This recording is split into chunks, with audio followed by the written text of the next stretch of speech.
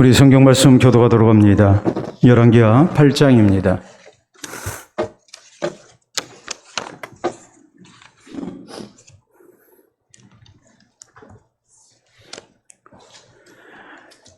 열왕기하 8장 1절에서 6절 말씀 우리 교도합니다. 엘리사가 이전에 아들을 다시 살려준 여인에게 이르되 너는 일어나서 내 가족과 함께 거주할 만한 곳으로 가서 거주하라. 여호와께서 기근을 부르셨으니 그대로 이 땅에 7년 동안 임하리라 하니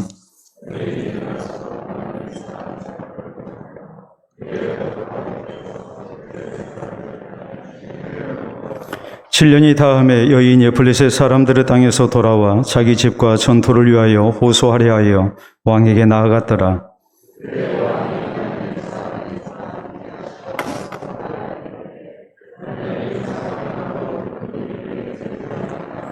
게하시가 곧 엘리사가 죽은 자를 다시 살린 일을 왕에게 이야기할 때에 그 다시 살린 아이의 어머니가 자기 집과 전토를 위하여 왕에게 호소하는지라. 게하시가 이르되 내 주 왕이여 이는 그 여인이요 저는 그의 아들이니 곧 엘리사가 다시 살린 자니이다 하니라.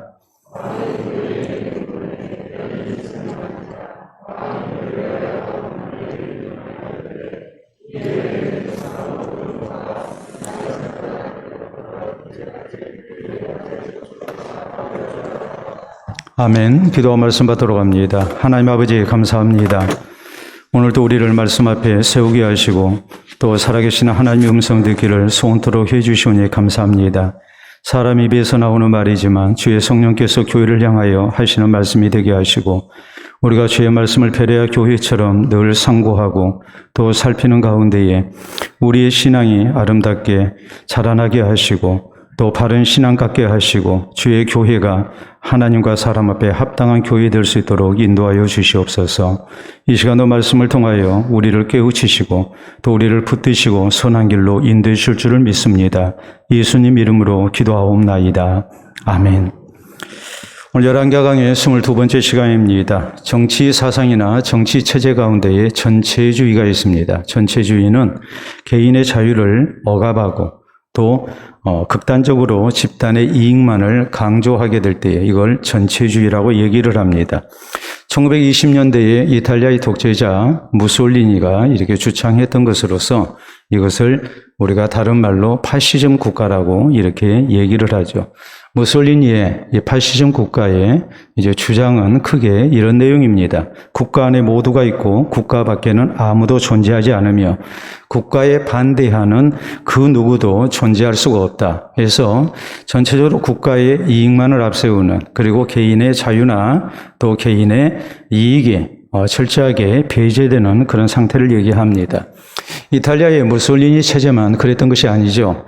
박정희의 유신 체제랄지 또 오늘날 북한의 여러 모습을 볼 때에 이건 모두가 마찬가지입니다. 우리가 학생 시절 때 이 박정희 독재 시절 때에 이제 한참 우리가 많이 듣고 봐왔던 그런 문구가 있습니다.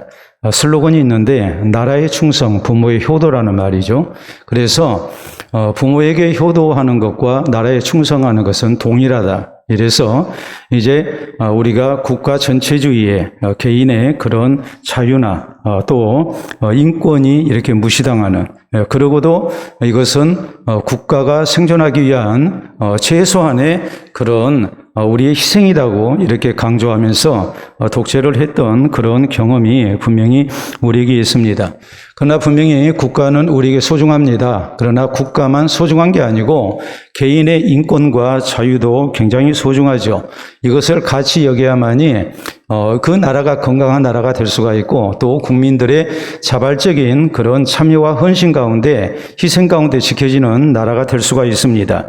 우리는 지난 시간까지 이 이스라엘이 아람과 전쟁을 했고 아람 군대에 의해서 사마리아 성이 포위된 가운데 무서운 기근을 맞이했지만 하나님의 기적적인 방법으로 사마리아 성이 구원받게 된 일에 대해서 말씀을 쭉 살펴왔습니다.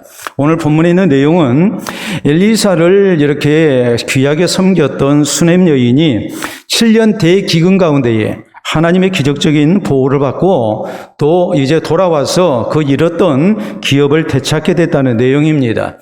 우리가 먼저 한 가지 오해하지 말아야 할 것은 성경은 꼭 연대기적으로만 기록되어 있지 않습니다.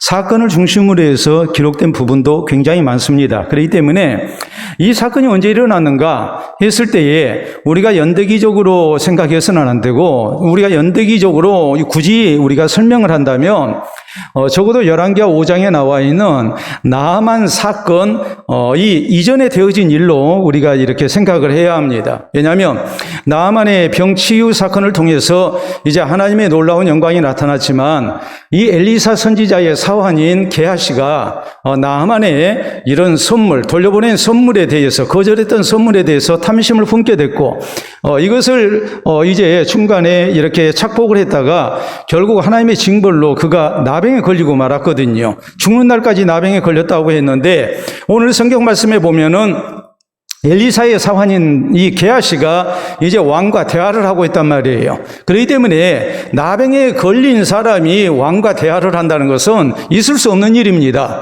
그렇기 때문에 적어도 오늘 본문에 있는 사건은 열왕기하 5장에 나타난 나아만 사건 이전에 되어진 일이라고 우리가 봐야 합니다. 게하시가 나병 걸리지 않은 상태에서 이제 이렇게 왕과 대화를 하게 됐고, 그리고 엘리사를 도왔던, 섬겼던 수넴 여인에게 하나님의 아름다운 은총이 나타났다. 이것을 우리가 생각을 해야 합니다. 오늘 성경 말씀이 또 우리에게 말씀하는 그 내용이 뭐겠습니까? 우리 하나님 보실 때 나라만 소중한 게 아니에요. 하나님께서는 한 개인의 삶도 관심을 갖고 계세요. 그리고 그를 돕기를 원하시고, 또 하나님을 향한 신앙으로 사는 백성에게 하나님은 아름답게 역사하시는 분이다. 이것을 지금 우리에게 가르치고 있는 거예요. 그렇기 때문에 국가주의 형태 속에서 한 개인에 대한 관심이 없으신 하나님이 아니라, 국가라는 거대한 조직 가운데서도 많은 사람 속에서도 우리 하나님은 한 사람 한 사람 주의 백성에게 관심을 갖고 계시는 분이고, 이 백성을 위한 하나님의 아름다운 섭리와 은총을 베풀기를 기뻐하시는 하나님이신 것을 우리가 알 수 있습니다. 우리 예수님께서는 이 땅 가운데 오셔서 소외된 사람들을 멀리하지 아니하셨습니다. 사람들은 잊고 있어도, 그 가족들은 잊고 있어도, 또 사랑하는 사람에게 버림당한 사람이라 할지라도 우리 예수님은 한 사람 한 사람을 사랑하셨고 소중히 여기시고, 또 저희에게 하나님의 구원과 은혜를 나타내기를 기뻐하셨습니다. 그렇기 때문에 오늘 성경 말씀 속에서 이것이 단순히 수넴 여인이라는 한 여인만을 향한 말씀이 아니고, 하나님의 백성된 우리 모두를 향하신, 나를 향하신 하나님의 말씀이라고 우리는 받아들여야 합니다. 왜냐하면 하나님은 우리 한 사람 한 사람을 사랑하시고 또 우리에게 하나님의 구원과 은혜 베푸시기를 기뻐하시기 때문에 그렇습니다. 그렇기 때문에 오늘 성경 말씀, 이 수넴 여인에게 역사하신 하나님의 아름다운 은혜, 이것을 우리가 살피는 가운데 어떻게 하면 우리에게도 이런 하나님의 아름다운 은혜가 개인적으로 체험하는 은혜로 나타날 것인가, 이것을 우리가 생각할 수 있어야 합니다. 자, 오늘 성경 말씀 속에서 먼저 강조되는 하나님의 교훈, 소중한 교훈이 뭐겠습니까? 그것은 하나님께서 수넴 여인에게 7년 대기근을 피하라고 먼저 말씀하신 사실이에요. 자, 1절 말씀 보면, 엘리사가 이전에 아들을 다시 살려준 여인에게 이르되, 그러니까 수넴 여인이죠, 너는 일어나서 내 가족과 함께 거주할 만한 곳으로 가서 거주하라. 여호와께서 기근을 부르셨으니 그대로 이 땅에 7년 동안 임하리라 하니라고 이렇게 말씀이 나오죠. 자, 앞으로 7년 대기근이 찾아올 것이다. 무서운 흉년이 찾아오게 될 텐데 너 여기 머무르지 말고 거주할 만한 것으로, 피할 만한 것으로 가서 피해 있으라. 하나님께서 수넴 여인에게 자비와 긍휼을 베푸십니다. 수넴 여인이 누굽니까? 바로 엘리사를 섬겼던 하나님을 경외하는 여인이었지요. 이 사람을 하나님께서 기억하셨단 말이에요. 그리고 이 여인을 하나님께서 이렇게 도와주기를 원하세요. 자, 이스라엘 땅이 하나님 앞에 패역한 땅이 됐고, 그래서 하나님께서는 이 이스라엘을 그냥 두실 수 없었어요. 그래서 하나님의 무서운 징벌 7년 동안 대기근을 만나게 하시고, 또 무서운 흉년 속에서 이제 저희가 하나님의 징벌을 당하고 또 하나님을 향한 신앙을 깨우치도록 하나님께서 이렇게 역사하시겠다는 거예요. 이 소식을 듣고 엘리사가 이제 하나님의 이런 징벌을 선포를 해야 합니다. 그런데 하나님께서 이 놀라운 하나님의 징벌을 선포할 때에 특별히 수넴 여인에게 개별적으로 은혜를 베푸신 겁니다. 너 여기 있으면 안 된다. 여기 있지 말고 이제 이 흉년을 피할 만한 곳으로 가서 거기에서 7년 동안 살도록 해라. 이렇게 하나님께서 이 여인에게 자비를 베푸신 겁니다. 여러분 보세요. 온 이스라엘이 폐역합니다. 하나님 섬기지 않습니다. 얼마나 하나님 앞에 잘못했으면 하나님께서 1, 2년 흉년도 아니고 7년 동안 흉년 들게 하시겠습니까? 아주 무서운 대기근이 찾아옵니다. 그 정도로 이스라엘이 하나님 앞에 폐역했다는 말이에요. 근데 그 많은 백성들, 패역한 백성들 가운데서 이 수넴 여인은 하나님을 향한 경건한 신앙으로 살고자 애쓰는 사람이었어요. 그 하나님의 백성을 하나님께서 잊지 않고 계시는 거예요. 이 여인을 하나님이 사랑하시는 거예요. 이 여인에게 하나님의 특별한 보호를, 은혜를 하나님이 지금 베풀고 계시는 거예요. 여러분, 그러니까 우리가 이 사건을 통해서 기억할 일이 뭐겠습니까? 하나님의 백성을 하나님이 얼마나 사랑하시는가를 우리는 믿어야 합니다. 뿐만 아니라 패역한 시대에 하나님을 향한 신앙으로 사는 것이 결코 헛되지 않다는 것을 우리는 믿어야 해요. 하나님은 그 사회가 범죄하고 타락하고 하나님 앞에 무서운 징벌을 피할 수 없는 상태가 됐다 할지라도 하나님을 향한 신앙으로 살고자 애쓰는 사람은 우리 하나님은 따로 취급하세요. 저에게 하나님의 은총을 나타내세요. 저를 돕기를 원하세요. 저에게 하나님의 구원을 나타내기를 원하신단 말이에요. 그렇기 때문에 우리는 뭐 해야 합니까? 이것을 믿고 살아계신 하나님을 향한 신앙으로 살기를 힘쓰는 성도가 돼야 돼요. 온 세상이 타락했으니까, 온 세상이 불신앙 가운데 빠졌으니까 나 하나 신앙으로 사는 것은 별 의미가 없다. 우리가 그렇게 생각할 일이 아니죠. 온 세상에 하나님의 징벌이 가득한다 할지라도 신앙으로 사는 백성은 하나님이 책임지시는 것이고 하나님이 붙드시고 도우신다는 믿음을 가지고 우리가 신앙 안에서 살기를 힘쓰는 성도가 돼야 한다는 말이에요. 여러분, 온 이스라엘이 하나님 앞에 범죄했습니다. 하나님의 무서운 징벌을 피할 수 없습니다. 그런데 하나님께서는 유독 한 사람을 사랑하십니다. 그 여인이 누굽니까? 바로 수넴 여인이었거든요. 그 사람은 하나님을 경외하는 사람이었어요. 엘리사 선지자를 도와서 하나님을 향한 신앙 가운데 살고자 애쓰는 여인이었어요. 이 여인에게 하나님께서 미리 기근을 피하도록 이렇게 선처를 나타내신 겁니다. 여러분, 그렇기 때문에 우리는 하나님의 백성을 향하신 하나님의 보호를 굳게 믿어야 합니다. 우리가 성경을 보면 그렇죠. 이삭이 블레셋 사람들 땅에서 삽니다. 그런데 엄청나게 많은 박해를 당하죠. 저희에게 생명과도 같은 우물을 강탈당하고 한 번도 아니고 3번이나 당합니다. 도저히 그 땅에서 살 수 없는 지경이 됐습니다. 그런데 하나님 절대 이런 이삭을 버리지 않았습니다. 하나님의 약속을 믿고 하나님을 향한 신앙으로 살고자 하는 이삭을 하나님께서는 책임지시고 도와주십니다. 그럴 때 그 땅 원주민들이 이삭에게 했던 말이 무슨 말입니까? 여호와께서 너와 함께 하심을 우리가 분명히 보았다. 너는 여호와께 복을 받은 사람이다라고 이렇게 말을 하죠. 하나님의 백성은 하나님이 지키신단 말이에요. 신앙으로 사는 백성은 하나님이 버리지 아니하셔요. 우리가 사무엘상 23장 14절에 있는 말씀을 보면 이런 말씀이 나와요. 다윗이 광야의 요새에도 있었고 또 십광야 산골에도 머물렀으므로 사울이 매일 찾되 하나님이 그의 손에 넘기지 아니하시니라. 여러분, 사울왕이 다윗을 죽이려고 동분서주하면서 여기저기 온 사방 천지를 돌아다니면서 다윗을 수색합니다. 그런데 하나님이 다윗을 지키고 계셨습니다.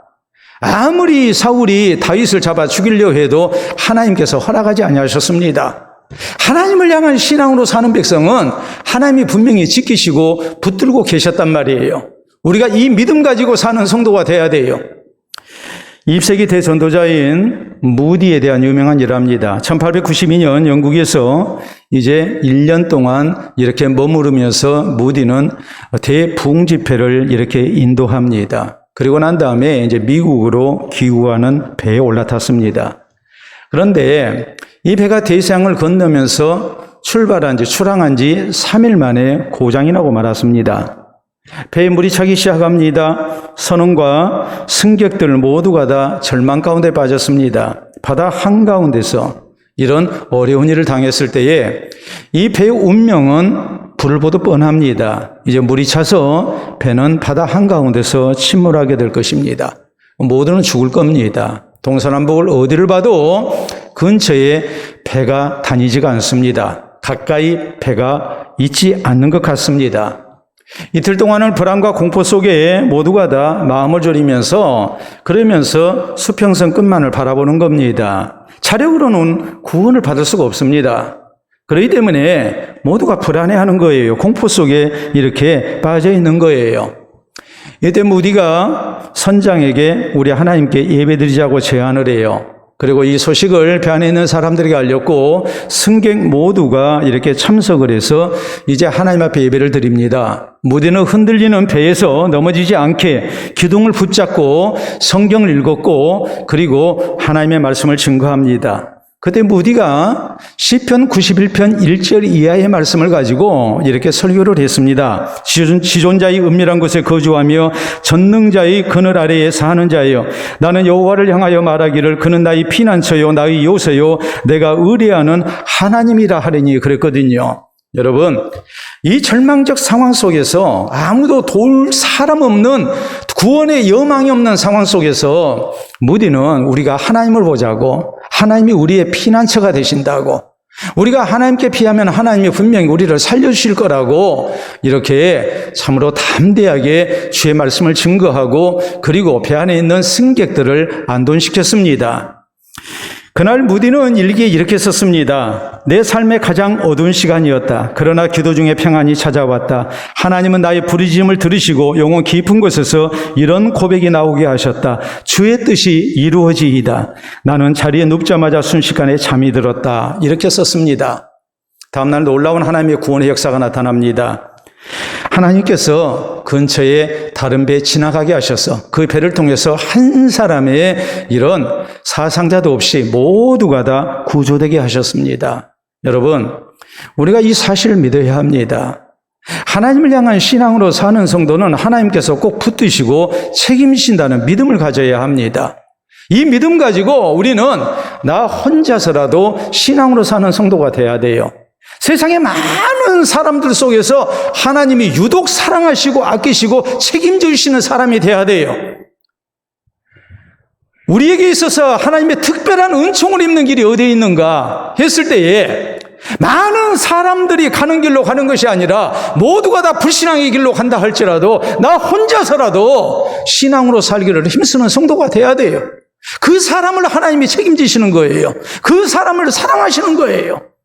그러나 우리가 이 세상 핑계를 대고 모두가 그렇다고 우리가 군중심리에 의해서 우리가 같은 모습으로 산다면 그에게 특별하신 하나님의 사랑과 은총과 자비는 나타나지 않습니다.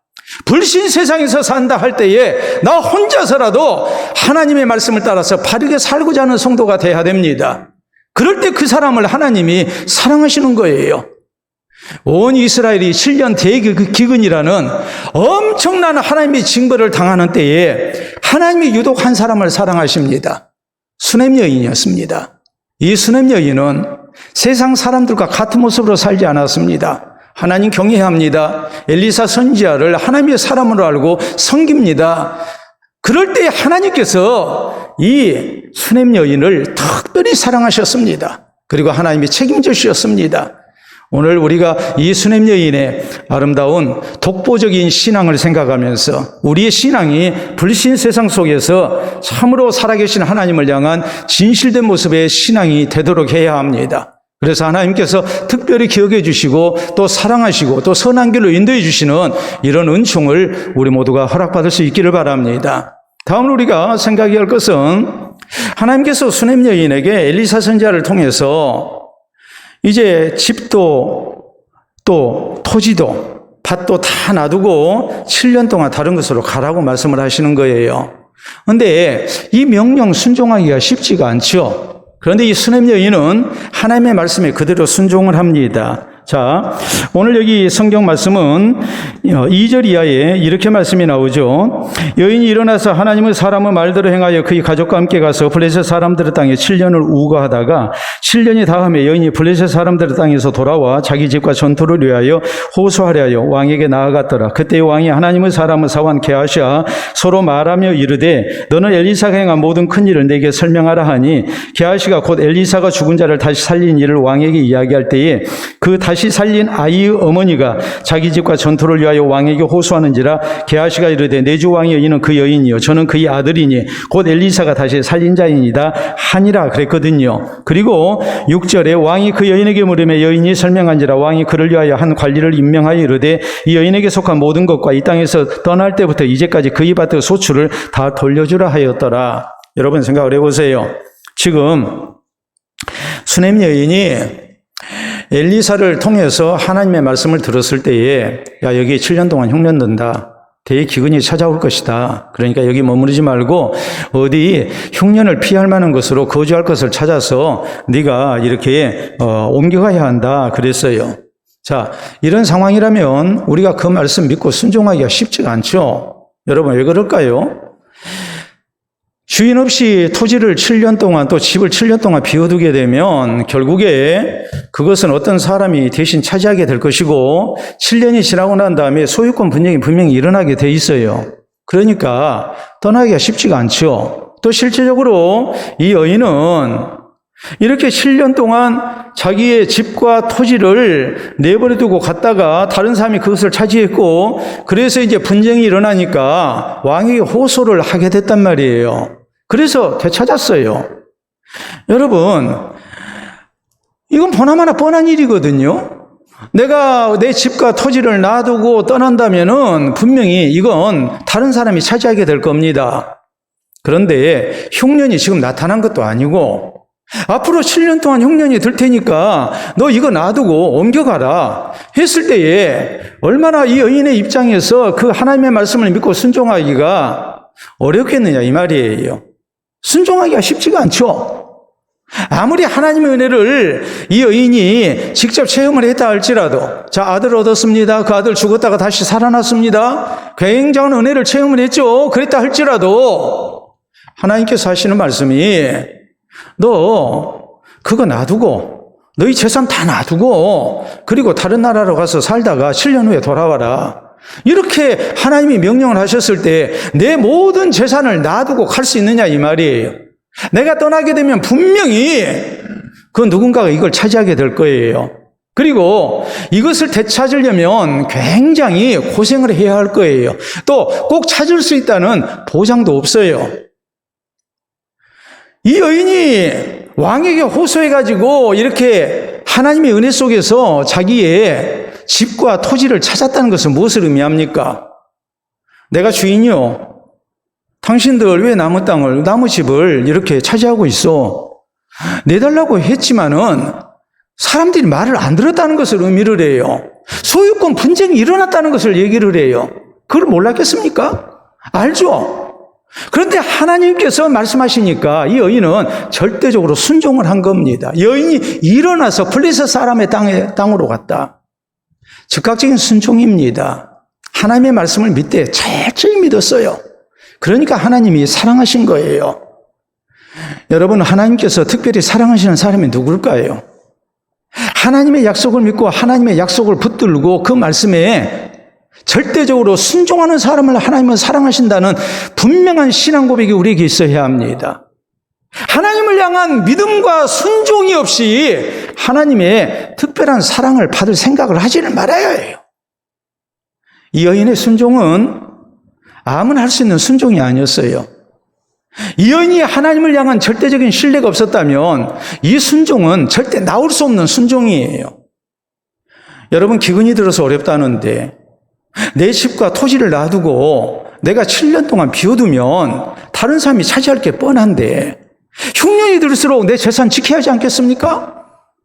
그런데 이 여인은 하나님의 명령에 그대로 순종합니다. 그럴 때 하나님께서 잃었던 것을 되찾을 수 있도록 선히 섭리하시고 역사하신 것입니다. 오늘 우리는 하나님 앞에 살아계신 하나님의 능력을 체험하고 특별한 은총을 우리가 허락받기를 원합니다. 그러면 우리에게 필요한 것이 무엇이겠습니까? 우리가 기도 많이 한다고 해서 하나님이 다 허락하시겠습니까? 우리는 하나님을 향한 절대적인 믿음과 순종의 자세가 있어야 합니다. 아브라함이 갈 바를 알지 못했지만 하나님께서 고향 떠나라고 그러니까 그는 믿음으로 순종합니다. 하나님의 약속을 믿고 떠났습니다. 그 신앙적인 결단이 있었기 때문에, 거룩한 포기가 있었기 때문에 하나님께서 그를 사랑하신 거예요. 독자 이삭을 번제물로 바치라고 그럽니다. 거기에도 절대적으로 순종합니다. 하나님께서 죽은 자를 다시 살리실 줄로 믿고 순종하는 겁니다. 그러니까 하나님이 그 신앙을 인정하시죠. 네가 나를 경외하는 줄 내가 이제야 알겠노라라고 말씀하십니다. 그리고 하나님의 놀라운 복을 아브라함과 그의 자손에게 하나님은 다시 한번 약속하십니다. 우리가 성경에 나와 있는 누가복음 5장에 나와 있는 유명한 사건을 알죠. 베드로와 야고보, 요한, 안드레 이런 사람들이 밤새도록 고기를 잡았지만 잡지 못했습니다. 원문대로 보면은 한 마리도 잡지 못했다 그랬어요. 이것도 놀라운 일이죠. 갈릴리 바다에서 평생 어부 일을 하면서 살아온 사람이고 늘 고기 잡아서 생계를 유지했던 사람인데 그날따라서 한 마리도 잡지를 못한 겁니다. 이상한 일이었습니다. 이제 오늘은 허탕이다 생각을 하고 그리고 그물을 싣고 이제 집에 들어가서 쉬어야 합니다. 그런데 예수님께서 말씀하십니다. 깊은 데로 가서 그물을 내리라. 순종하기가 쉽습니까? 예수님의 말씀을 거절할 만한 합리적인 이유가 있습니다. 주님, 이곳 바다는 우리가 잘 압니다. 우리가 지난밤 밤새도록 그물을 내려봤습니다. 근데 고기 못 잡았습니다. 그리고 지금은 고기가 잡히는 때가 아닙니다. 해가 떴습니다. 우리 그물 씻었습니다. 우리 피곤합니다. 집에 가서 쉬어야 합니다. 얼마든지 이유를 댈 수 있었지만 우리가 밤이 새도록 고기를 잡았지만 한 마리도 못 잡았습니다. 그러나 말씀에 의지하여 그물을 내리겠습니다라고 말하죠. 그럴 때 그물이 찢어질 정도의 엄청난 고기를 잡는 기적이 일어납니다. 하나님 말씀에 순종해야, 믿음으로 순종해야 거기에 하나님의 아름다운 역사가 있는 것이고 하나님의 사랑하시는 증거들이 나타나는 거예요. 세계적인 감독, 코치 이런 사람들을 이렇게 초빙을 해서 뭐 국가 대표팀을 지도하게 한달지 혹은 개인적으로 이렇게 이제 기술을 전수받고 지도를 받는 그런 경우가 있습니다. 그런데 그때마다 감독이라는 분이 꼭 선수에게 강조하는 말이 있어요. 다른 사람 말 이제는 듣지 마라. 나만 믿고 따라와라. 내가 시키는 대로만 해라. 그러면 틀림없다. 결과는 내가 보장한다.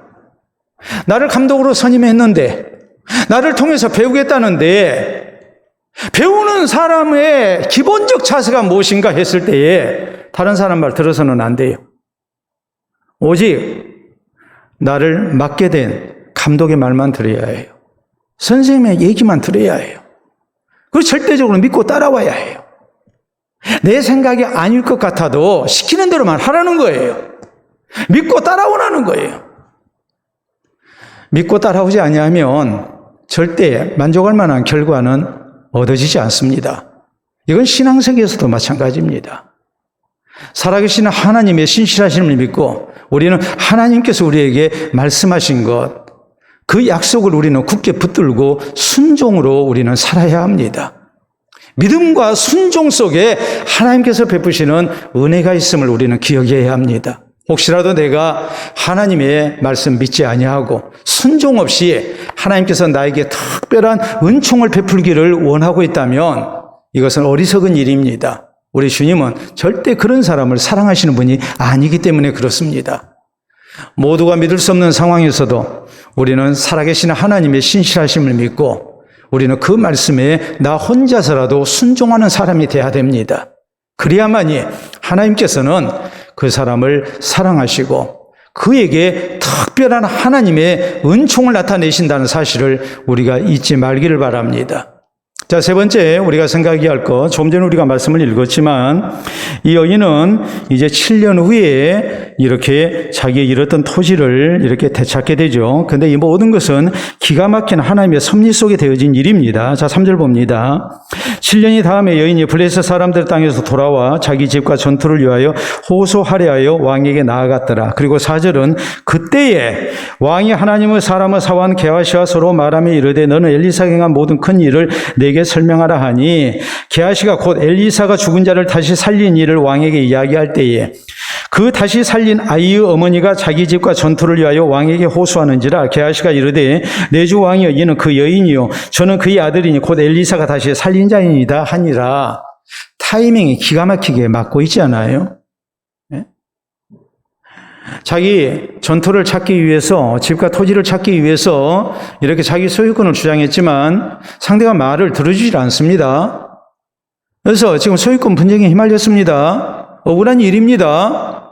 그래서 왕에게 찾아가서 호소하려고 이렇게 간 겁니다. 근데 그 시간에 무슨 일이 있었느냐? 그때에 왕이 하나님의 사람 엘리사의 사환 게하시를 불러다가 야, 내가 얘기를 들으니까 엘리사가 죽은 사람을 살렸다는데 그 일에 대해서 내가 좀 자세히 알고 싶다. 나한테 좀 얘기 좀 해봐라. 그러니까 게하시가 설명을 하죠. 그런데 그 순간에 바로 그 주인공이 들어온 거예요. 기가 막힌 타이밍이 지금 나타나고 있는 거예요. 이건 하나님의 섭리가 아니고는 설명을 못하는 거예요. 그러니까 게하시가 말하기가 편하죠. 바로 이 사람입니다. 그러니까 왕이 뭐합니까? 거기 6절에 보면 왕이 그 여인에게 물으며 여인이 설명한지라 왕이 그를 위하여 한 관리를 임명하여 이르되 여인에게 속한 모든 것과 이 땅에서 떠날 때부터 이제까지 그의 밭의 소출을 다 돌려주라 하였더라 라고 말씀이 나오죠. 너 왜 나 찾아왔느냐? 나 찾아온 용건이 뭐냐? 그랬더니 여인이 말하기가 좋잖아요. 아니 내가 이러저러 해서 엘리사 선지자의 말씀을 듣고 내가 하나님의 말씀을 믿고 내가 고국을 떠났습니다. 내 소유를 놔두고 블레셋 사람 땅에 가서 7년 동안 내가 기근을 피했습니다. 그리고 내가 7년 만에 돌아오니까 다른 사람들이 집주인 행세를 하고 밭주인 행세를 합니다. 너무 억울합니다. 이거 되찾게 해 주십시오. 그랬더니 왕이 얘기를 들어보니까 하나님께서 특별히 사랑하시고 하나님이 지키시는 사람이란 말이에요. 그러니까 이 왕이 어떻게 합니까? 특별히 관리를 임명하잖아요. 이 사람에게, 이 관리에게 명령합니다. 이 여인이 그것을 다 찾아주도록 해라. 거기서 그치지 않았어요. 7년 동안 밭의 소출, 그 모든 것도 다 계산해서 돌려주도록 해라. 그동안 무단 점거해서 농사지었던 사람들, 그들이 다 변상하도록 이렇게 했다고 이렇게 성경은 말씀하세요. 이런 모든 것이 하나님의 기가 막힌 섭리 속에서 되어지고 있는 거예요. 여러분, 우리 하나님께서는 하나님을 향한 믿음으로 사는 성도, 그에게 기가 막힌 하나님의 섭리를 나타내시는 분인 것을 우리가 믿어야 합니다. 자꾸 사람 계산으로 우리가 하다 보니까 믿음으로 사는 것은 안 되는 일이라고 생각을 하는 거예요. 그러나 우리의 생사복을 주장하시는 하나님께서는 모든 일을 친히 주장하시고 하나님의 선하신 뜻을 향해서 이 모든 것이 섭리되도록 역사하시는 하나님이십니다. 그래서 믿음으로 사는 백성을 하나님은 지키시는 거예요. 저가 믿음으로 살다 세상에서 손해보지 않도록 하나님께서 책임지시는 거예요. 이걸 우리가 믿어야 한다는 말이에요. 여러분, 모세가 세상에 태어났을 때에 그때는 참으로 악한 세상이었습니다. 애국왕 바로가 히브리 사람들 사내아이가 나면은 다 죽이라고 한 때예요. 나일강에 던져버리라고 한 때예요. 그런데 모세의 부모는 하나님이 주신 아이를 그렇게 죽일 수가 없었습니다. 숨겨 기르죠. 그러다가 더 이상 아이를 숨겨 기를 수 없는 상태가 되니까 갈대 상자를 만들어서 거기에 역청을 바르고 방수 처리를 한 후에 거기에 아이를 담고 그리고 강물에 띄워보냅니다. 모세의 누이가 되는 미리암에게 그걸 따라가면서 지켜보라고 그러죠. 여러분, 애굽왕 바로의 딸인 공주가 임신을 하지 못해서 나일신에게 제사를 드립니다. 나일강에서 목욕합니다.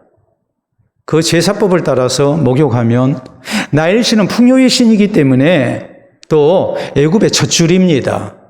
그러니까 분명히 신이 임신케 할 거라는 기대 속에서 이렇게 지금 제사를 드리고 있는 거예요. 그런데 그 순간에 갈대 상자 하나가 떠내려오는 겁니다.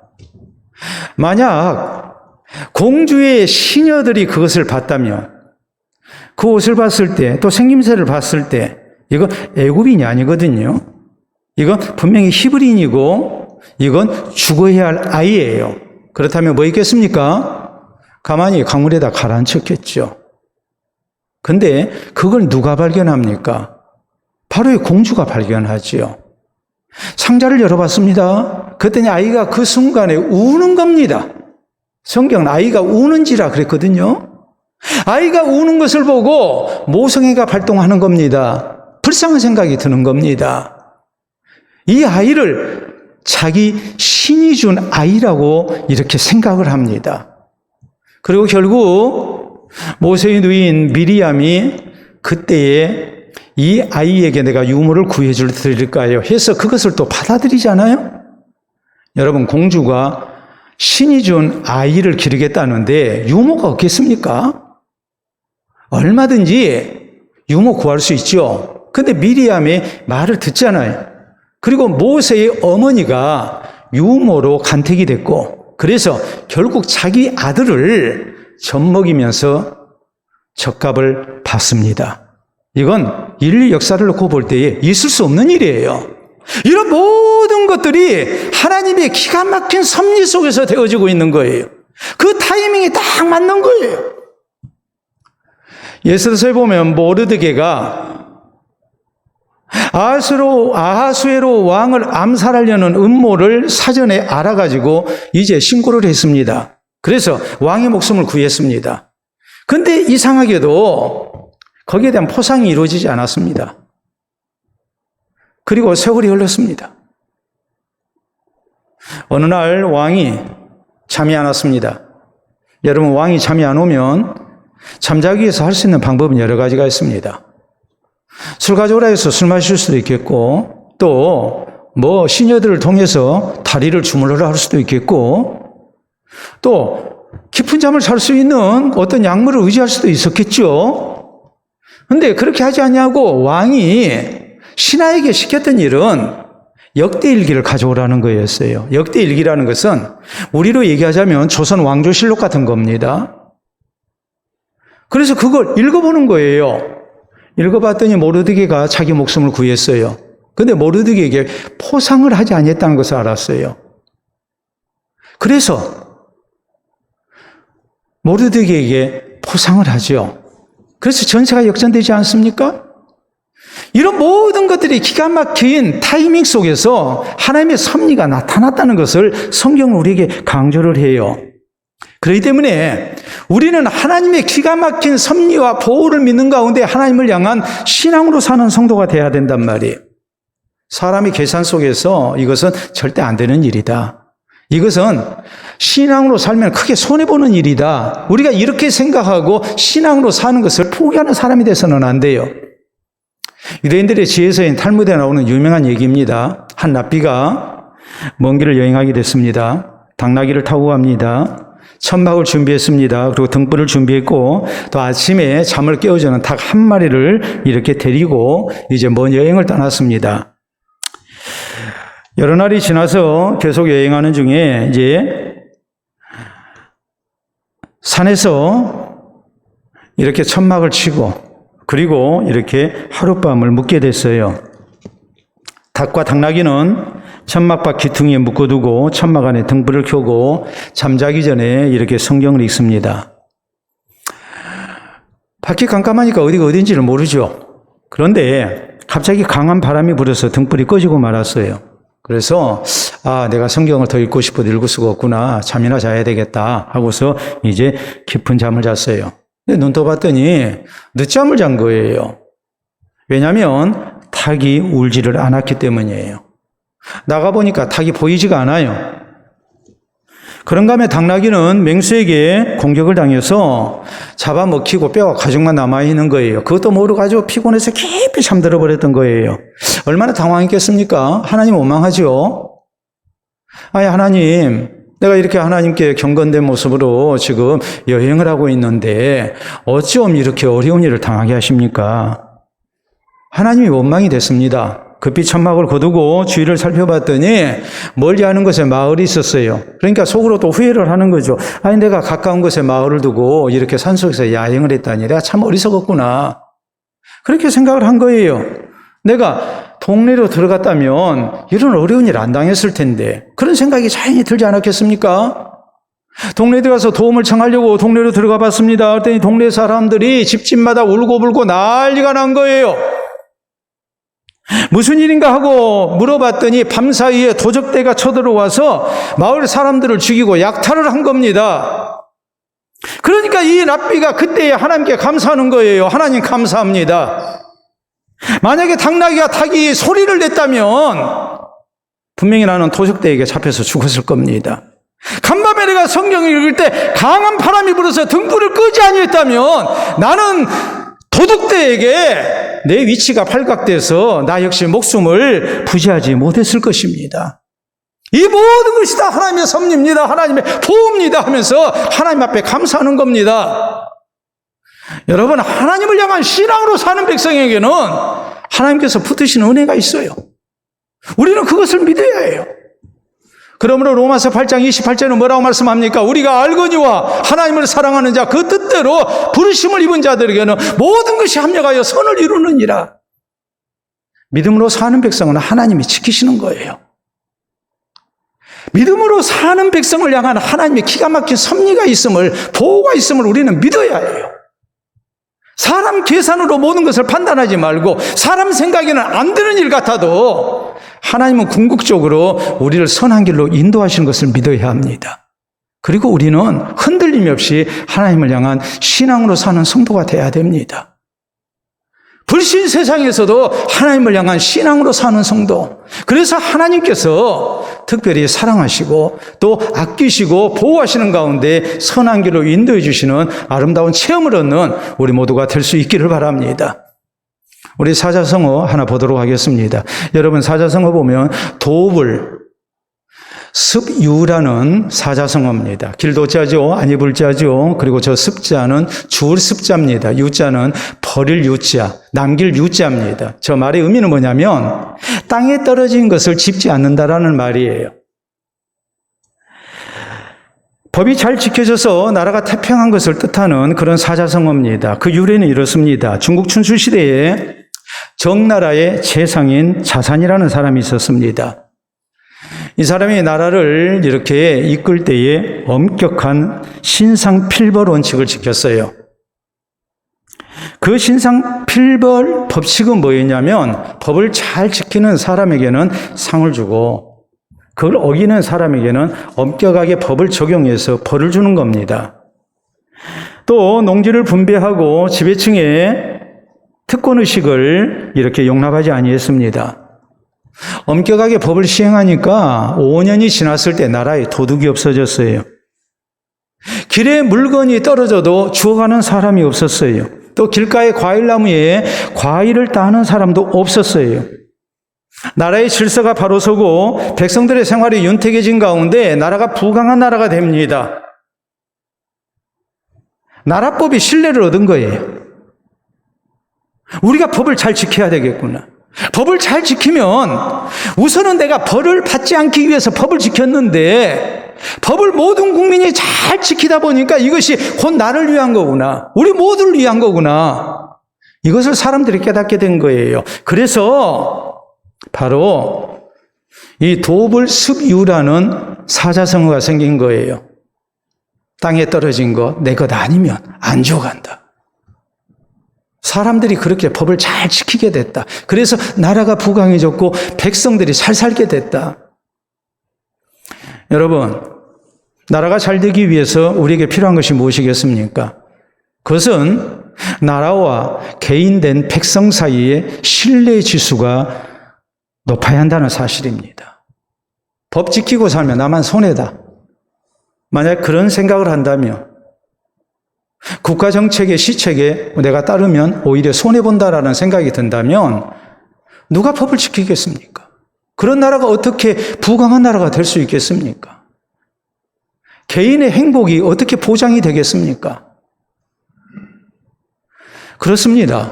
나라와 백성 사이에도 신뢰지수가 높아야 하지만 또 회사와 고객 사이에도 또 회사 고용주와 또 비고용인 사이에도 분명히 신뢰지수가 바로 돼야 되거든요. 마찬가지예요. 하나님과 우리 사이에도 신뢰지수가 높아야 해요. 살아계신 하나님, 신실하신 하나님, 하나님의 말씀을 따라서 신앙으로 사는 성도에게 특별히 임재하시는 하나님의 은총을 믿는 이 신앙의 자세가 우리에게 있어야 한단 말이에요.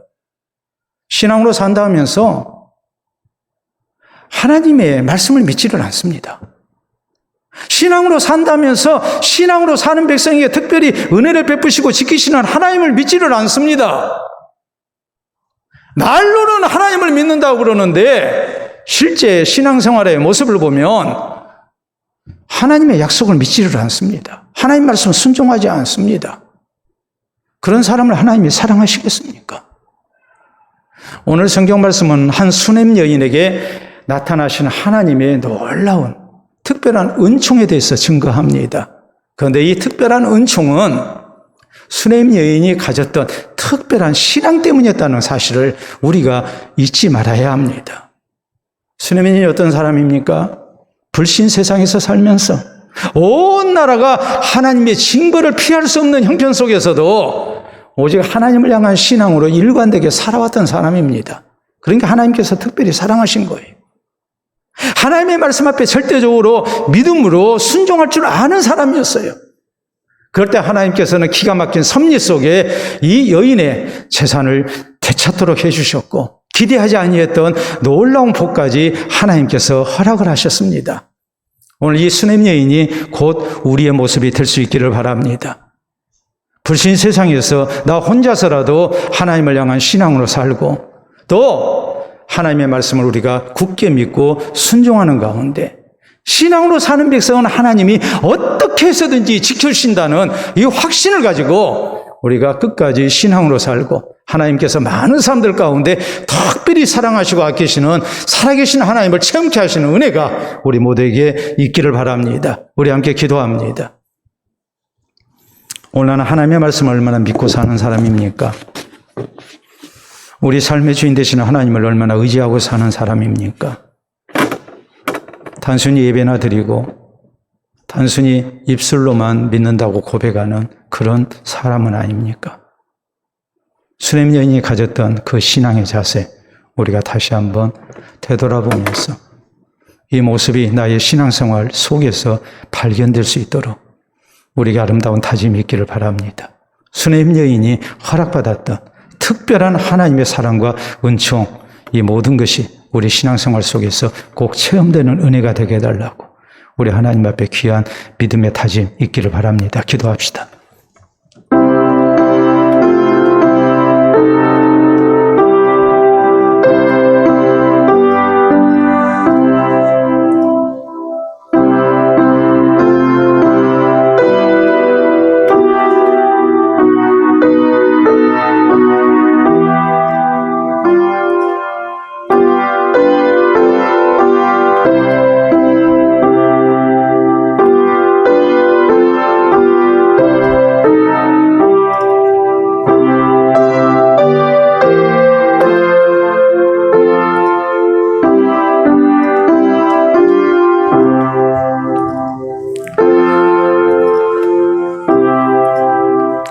참으로 좋으신 우리 아버지 은혜를 진심으로 감사합니다.